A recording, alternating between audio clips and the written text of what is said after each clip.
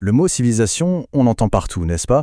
On l'utilise pour parler d'empire ancien, de société moderne, et parfois, soyons honnêtes, pour en juger d'autres. Mais est-ce qu'on s'est déjà vraiment posé la question de ce que ça veut dire au fond?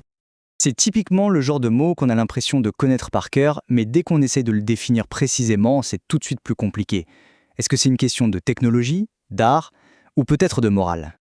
Eh bien, la réponse est loin d'être simple. Parce que, figurez-vous que derrière ce mot se cache un véritable champ de bataille idéologique. C'est un concept avec une histoire complexe et on va le voir, parfois très controversé. Alors pour bien comprendre pourquoi ce mot est si chargé, si lourd de sens, il faut faire un petit voyage dans le temps, une sorte d'archéologie, non pas des ruines, mais du mot lui-même. Son histoire nous révèle à quel point sa signification a radicalement changé. Alors imaginez un peu.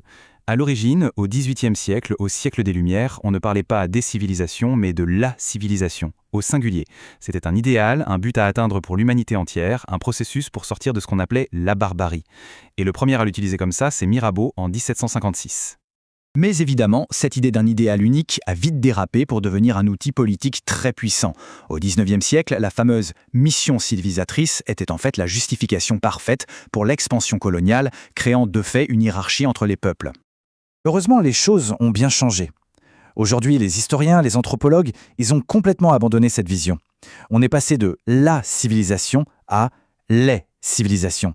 Et la nuance, elle est essentielle. Le but n'est plus de juger ou de classer, mais bien de décrire et de comprendre l'incroyable diversité des sociétés humaines sur un pied d'égalité. Bon, d'accord, on a compris, on ne juge plus. Mais alors, une question se pose. Comment les scientifiques, eux, font la différence concrètement? Comment identifient-ils une civilisation parmi les vestiges du passé? Est-ce qu'il existe une sorte de liste d'ingrédients? Le défi est énorme. Quand on ne dispose que de ruines, de bouts de poterie et d'ossements, comment savoir si on a affaire à une culture, disons, avancée, ou à ce qu'on peut vraiment appeler une civilisation? Quels sont les indices concrets qui nous disent qu'un cap a été franchi? C'est exactement à cette question que l'archéologue Gordon Childe a essayé de répondre. Il a développé un cadre, une sorte de checklist, si l'on veut, basé uniquement sur des preuves matérielles, des choses qu'on peut trouver sur le terrain, pour identifier les sociétés qui ont atteint ce fameux niveau de complexité. Et là, voici sa fameuse liste. C'est un mélange assez fascinant. D'un côté, on a tout ce qui touche à l'organisation de la société. Des villes, bien sûr, mais aussi des gens qui ne sont plus tous agriculteurs. Une spécialisation du travail, quoi. Et puis une concentration des richesses, une structure en classe sociale, un État qui gère tout ça. De l'autre côté, on a des réalisations très concrètes, des travaux publics monumentaux, du commerce sur de longues distances, de l'art et les deux grands marqueurs, l'écriture et les sciences comme les maths ou l'astronomie. L'important, c'est que ce n'est pas un seul critère qui compte, c'est vraiment la combinaison de tout ça qui montre qu'on a franchi un palier. Et le plus fou, c'est que ce modèle, il fonctionne. On retrouve cette même recette apparaître de manière totalement indépendante aux quatre coins du globe, en Mésopotamie, en Égypte, dans la vallée de l'Indus, en Chine et même à des milliers de kilomètres de là, chez les Mayas. On a vu comment elles naissent, comment elles grandissent, mais l'histoire nous apprend aussi autre chose, une leçon beaucoup plus, disons, plus sombre. Toutes les civilisations, sans exception, ont une fin. Cette phrase de l'écrivain Paul Valéry, il l'a écrite juste après le traumatisme de la Première Guerre mondiale. Elle est saisissante. Nous autres civilisations, nous savons maintenant que nous sommes mortels.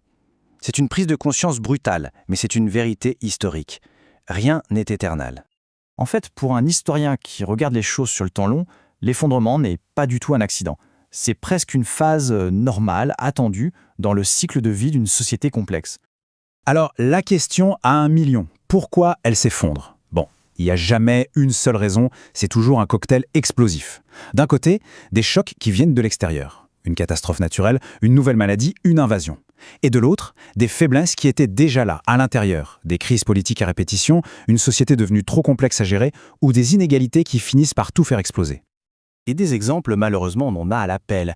L'Empire romain, bien sûr, les cités mayas en pleine jungle, la civilisation de l'île de Pâques.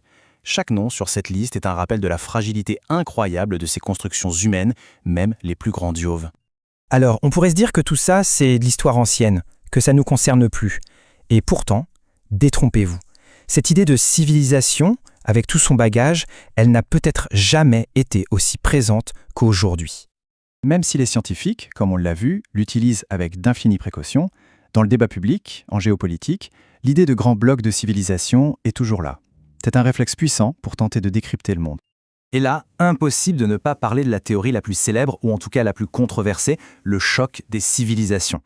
Popularisée par le politologue Samuel Huntington, elle dit en gros que dans le monde d'après la guerre froide, les grands conflits ne seront plus idéologiques, mais culturels, entre civilisations.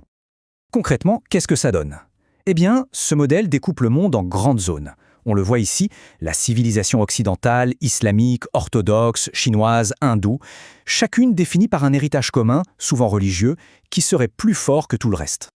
Attention, et c'est un point absolument crucial, cette théorie est très loin de faire l'unanimité. Au contraire, énormément de chercheurs la critiquent. Ils insistent sur les échanges, le métissage, le dialogue constant entre les cultures. Pour eux, le monde n'est pas fait de blocs homogènes condamnés à se faire la guerre. Et ça montre bien que la définition et même l'utilité du mot civilisation reste un vrai débat, aujourd'hui encore. Et tout ça, finalement, ça nous ramène à nous, à notre époque, avec une question assez vertigineuse. Quand on repense à tous ces ingrédients, l'organisation, la science, l'art, et qu'on garde en tête cette idée de fragilité, on peut se demander, de tous ces éléments, quels sont ceux qui sont vraiment indispensables pour assurer notre avenir?